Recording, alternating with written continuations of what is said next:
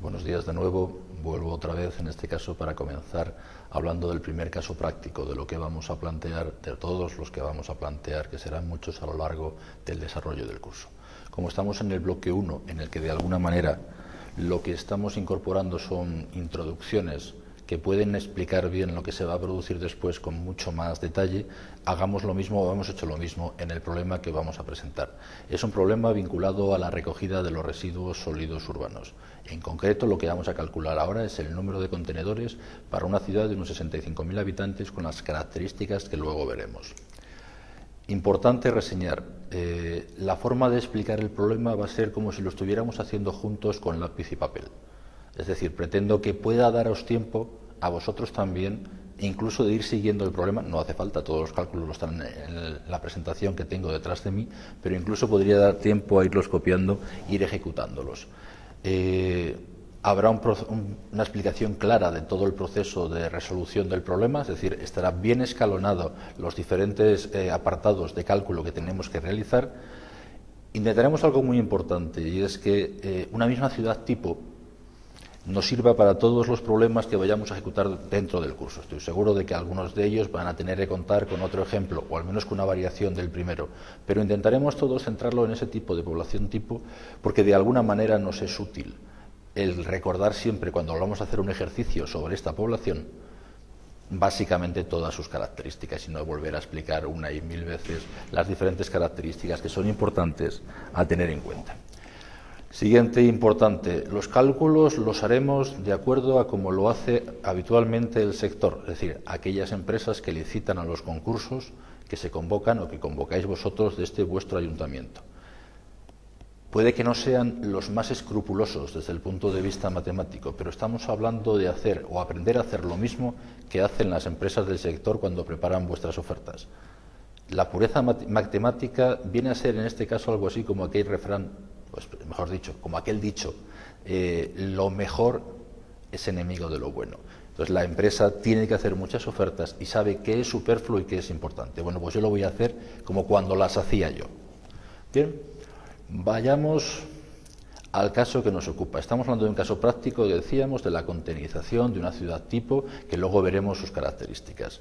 Si quisiéramos hablar del caso práctico de la recogida en su conjunto, deberíamos irnos al bloque 3, que es donde está el ejemplo completo, donde haremos un caso concreto para la misma ciudad de todos los aspectos de la recogida, no solamente de su containerización, no solamente de los recolectores de carga trasera o de carga lateral, veremos cuáles son los que de alguna manera se emplean, o ambos, veremos recogida selectiva, veremos transporte y plantas de transferencia, veremos una serie de factores que culminarán toda la explicación práctica de cómo ejecutar un anteproyecto o un proyecto de dimensionamiento de un servicio de recogida para esa ciudad de 65.000 habitantes tipo la que hacíamos referencia.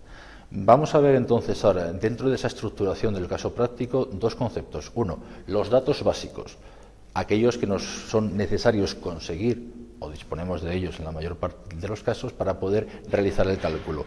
Y luego vamos a ejecutar ese cálculo, como os decía, paso a paso, con el papel y el lápiz en la mano.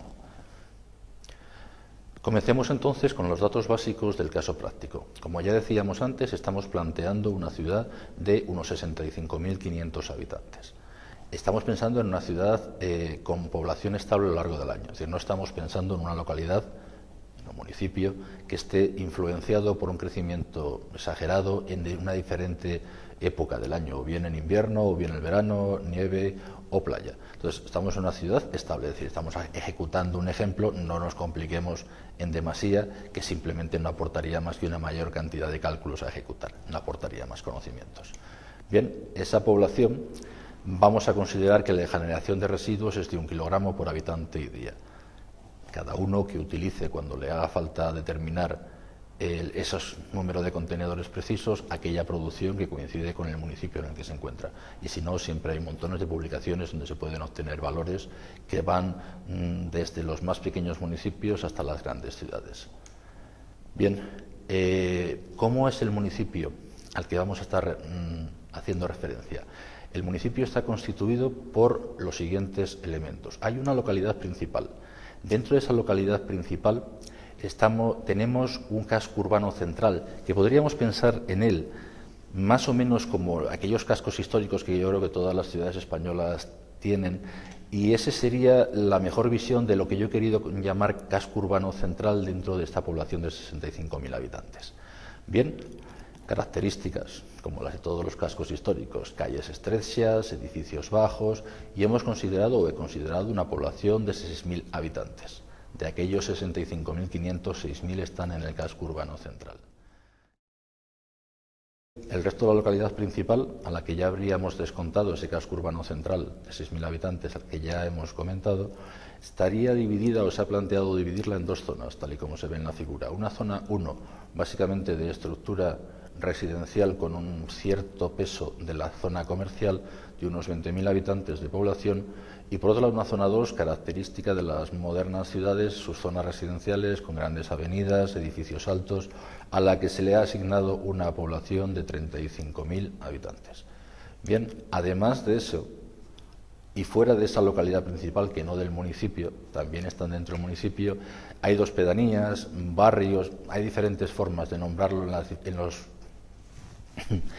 diferentes zonas de este país.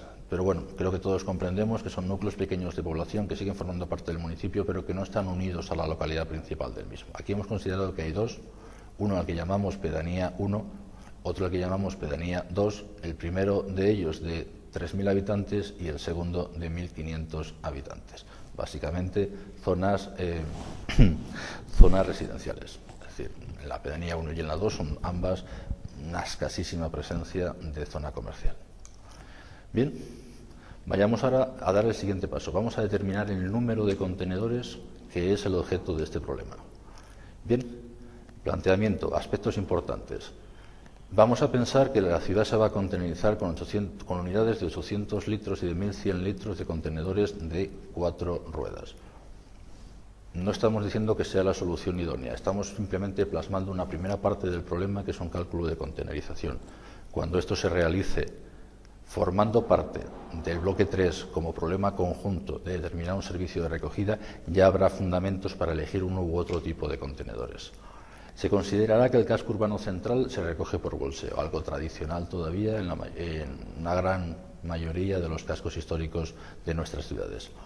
En el resto de las localidades, pues en la localidad principal los contenedores serán de 1.100 litros, quiere decir que en la zona 1 y en la zona 2 los contenedores serán de 1.100 litros, mientras que en las pedanías, en las dos, el tipo de contenedor a utilizar es de 800 litros. El razonamiento es sencillo en comparación con la zona 1 y 2, donde se plantean contenedores de 1.100 litros. Y es que ambas pedanías, barrios, se llaman de muy diferentes maneras, son localidades que no están dentro de lo que podemos llamar la localidad principal del municipio, pero sí dentro del término municipal. Entonces, esas dos pedanías, la propuesta de contenedor de 800 litros es porque básicamente serán en ella estructuras de edificación baja. Por lo tanto, cuanto más capacidad pongamos los contenedores, menos contenedores pondré y por lo tanto el ciudadano tendrá que andar más para poder depositar sus residuos. Eso, en el caso de las zonas 1 y 2, contenedores de 1.100 litros, permite una cierta posibilidad de cercanía de los contenedores al ciudadano, pero esos mismos planteados en la pedanía 1 y 2 harían que los mismos puntos de recogida estuvieran más alejados. Por eso se ha planteado contenedores de 800 litros. De todas formas, cuando hagamos el problema completo de diseñar un servicio de recogida dentro del bloque 3, explicaremos concienzudamente cómo cada uno de los aspectos se tiene que tener en cuenta y por qué se hacen cada una de las elecciones. Vayamos entonces con los primeros cálculos del caso práctico. En primer lugar, lo que vamos a determinar es la producción de residuos. Partimos del casco urbano central, en el que hemos fijado como población 6.000 habitantes y, por lo tanto, si hemos dicho que la producción por habitante sería de 1 kilogramo, por habitante y día estaríamos hablando de que tenemos 6.000 kilogramos procedentes del casco urbano central de residuos a recolectar. En el caso de las zonas 1 y 2 estamos hablando de que tenemos 35.000 habitantes por un lado y 20.000 habitantes por otro, es decir, los 55.000 a los que ya habíamos hecho referencia cuando hablamos de cómo era el municipio del caso práctico, y por lo tanto 55.000 kilogramos de basura son los que se generan cada día. En cuanto a las pedanías 1-2, el planteamiento es exactamente el mismo, dado que los valores son también los mismos. Producción máxima, es decir, lo que hemos comentado antes cuando decimos que los ciudadanos generan 1 kilogramo por habitante y día, si toda la recogida fuera la misma durante los 7 días de la semana, ello permitiría que pudiéramos afirmar que prácticamente la cantidad de basura que se iba a generar es la misma para cada uno de los días de la semana. No es cierto, hay días que son un poquito más elevada la generación y días que baja. El domingo suele ser un día que baja y el lunes obviamente suele subir un poco más, pues porque viene gente que ha estado fuera de la ciudad y deposita a veces sus residuos, o bien porque les trae o bien porque los tenía en casa de nuevo en los contenedores de su ciudad. Pero bien, vayamos a determinar cuál es esta producción máxima. La producción máxima se plantea para este municipio el lunes, es decir, la noche del domingo al lunes. ¿Por qué? Porque la noche del sábado y del domingo consideramos que no va a haber servicio de recogida. Lo normal de un servicio de recogida en España en estos momentos es un servicio de 6 días de cada 7. Comenzó en un determinado momento la revolución de pensar que era lo ideal que se recogiera la basura todos los días de la semana. Esa es una realidad que tendremos que cambiar en la época en la que estamos soportando una crisis como la actual. Es un lujo fuera del lugar. Por lo tanto, como esto pretende ser un problema para profesionales, pues no quiero contaros justamente aquello que considero desde el punto de vista de la experiencia un grave error. Bien, entonces nos encontramos con que el lunes es el día doble. Uno podría pensar, bueno, pues ¿cuánta es la cantidad de basura que yo me voy a encontrar en el día doble? Pues es el doble. No es verdad. Si realmente en cualquier ciudad puede estimarse que hay un cierto flujo de gente que ya no se queda en la ciudad, sino que va a salir fuera de la misma en el fin de semana. Estadísticamente, el resultado viene a ser considerar que el domingo es un 75% de producción respecto a un día normal del resto de la semana. Hasta no hace mucho seguía usándose un valor algo así como el 40, 45, 50% la generación de basura en los municipios el domingo, es decir, aquel día que no se recogía la basura, y por lo tanto el lunes tendría no solo el 100%, sino el 140 o 145% de generación de basura al tener que recopilar lo que se había generado en domingo. Bien, el problema está que eso se hizo en una etapa en la que la presencia de básculas, hace muchos años, era bastante limitada. No crean ustedes que todas las ciudades tenían precisamente báscula para pesar sus residuos. Entonces eran las grandes ciudades las que de alguna forma disponían de esa herramienta. Evidentemente la gente en Barcelona, cuando llega el fin de semana, fluye en cantidades ingentes y por lo tanto claro que allí tiene sentido ese 0,4 o ese 0,5 o ese 0,6, pero no sucede así y mucho menos en poblaciones de la magnitud y características como la que estamos eligiendo aquí como ejemplo. Bien, generación de residuos por zonas, pues muy bien. Ese día doble, que es lo que vamos a calcular, en el casco urbano central sería un 175% de los 6.000 kilogramos, pues 10.500 kilogramos. En el caso de las zonas 1 y 2, por el mismo motivo, pues los 96.000 kilogramos, recordemos, para el día doble. Y en las pedanías, pues nos iríamos 7.875 kilogramos de generación de residuos en el día doble. Bien, sigamos en el apartado de cálculos. Vayamos ya a empezar a pensar en determinar el número de contenedores. Vale. Antes de determinar el número de contenedores, necesito conocer cuál es la densidad de la basura dentro de un contenedor. A ver, yo sé que voy a generar 6.000 kilogramos, bueno, vamos a irnos a la zona 1 y 2, que son las que tienen contenedores. Voy a generar en un día normal 55.000 kilogramos de basura en esas zonas 1 y 2. Bien, pero lo que yo necesito para saber cuántos contenedores he de poner, pues pasa por conocer cuál es la cuál es la densidad de ese residuo dentro de dicho contenedor. Entonces, como norma general y elemento de cálculo habitual, suele considerarse que la densidad de la basura en contenedor está aproximadamente en 0,1 kilogramos por litro, 0,1 toneladas metro cúbico. Bien, siguiente paso. ¿Cómo consideramos el índice de llenado del contenedor? A ver, podemos diseñar el contenedor de manera que, por ejemplo, cubriera exactamente que cuando se produjera el día doble el contenedor estuviera lleno al 100%.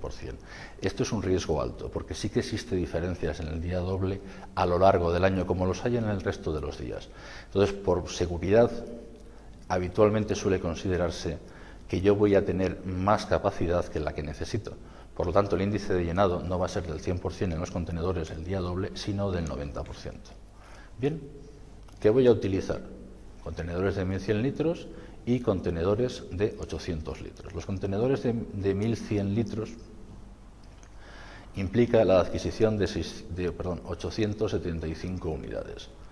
La determinación sencilla, yo sé cuál es la cantidad de residuos que voy a recoger en ese día doble sé de alguna manera cuánta es la densidad y por lo tanto sé la cantidad de litros que necesito. Se lo divido entre 1100 litros que tiene de capacidad el contenedor, me da 875 unidades, que son aquellas que yo necesitaría si absorbiera el día doble en su totalidad y al ras del contenedor. Es decir, yo necesito 875 contenedores para que el día doble dichos contenedores se encuentren llenos al 100%.